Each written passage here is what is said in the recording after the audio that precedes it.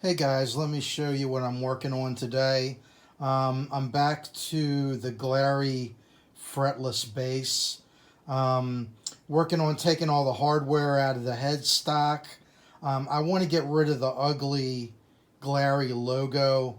I was just watching a YouTube video last night that shows you the stuff from Goo Gone.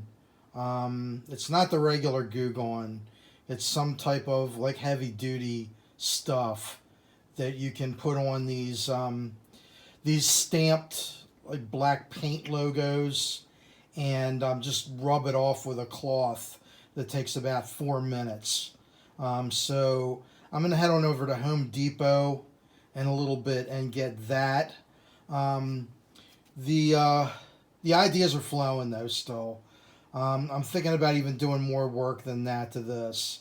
Um, so I think I'm going to also get some kind of wood stain so that this wood doesn't look so bare,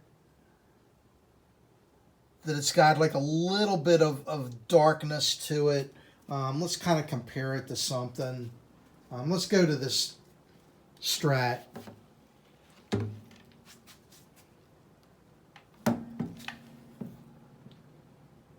And I don't know how well you can see in the light the difference with this. It doesn't look like bare wood.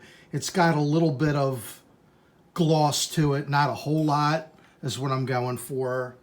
I'm contemplating just doing the whole neck, just like something like this, so it doesn't look as terrible and cheap as a Chinese sweatshop guitar can. So yeah, and I was thinking too about the neck, about the fretboard here too. Many years ago, I had an Epiphone from the mid '70s that I pulled the frets out of, and I refinished the neck. You can see this doesn't have like a whole lot of finish as we get closer to it. It's not bad looking, but it's in no way laminated or anything like that. I did that to the Epiphone years ago. I darkened up the neck so you got a real ebony looking fretboard, and then put some kind of a clear laminate on top of it. Altogether was about 5 coats of shit that I put on it, and it looked really great and felt really great to play when I was done. So I think I'm going to take the neck off next and work on that too. Let me show you the back. These ferrules where the tuner goes through and it holds them. These are a son of a bitch to get out the first time. I took this first one and popped it out with a screwdriver, but I bashed my thumb pretty bad. Let me see if you can see that on the edge. And it was bleeding. I bashed my finger down into the back of the headstock, and it fucking hurt. So I'm trying to find something better to pop these other 3 ferrules out of the neck. So yeah, working on that still. Probably going to Home Depot. Just some other things around the studio. Things like these glass windows. I was watching one of Richie Castellano's Band Geek videos from about a month ago about what he did with his new house. And I'm thinking, I hate when it gets so bright and hot down here in the daytime.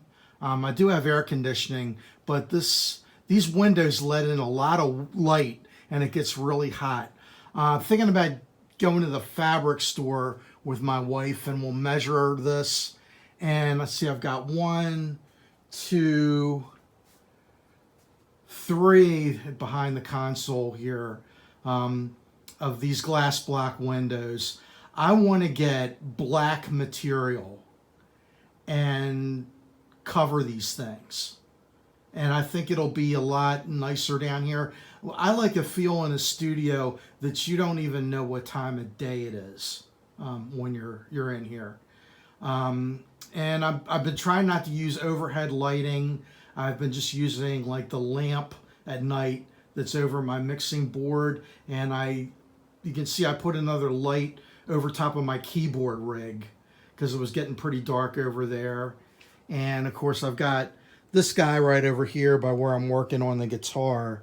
That's a good reading light for books like these about BOC by Martin Popoff. And there is the old round wounds that came stock with this bass. Probably just throw those away because we don't use those here. And when all is said and done and all the coats of varnish are put on, my favorite strings.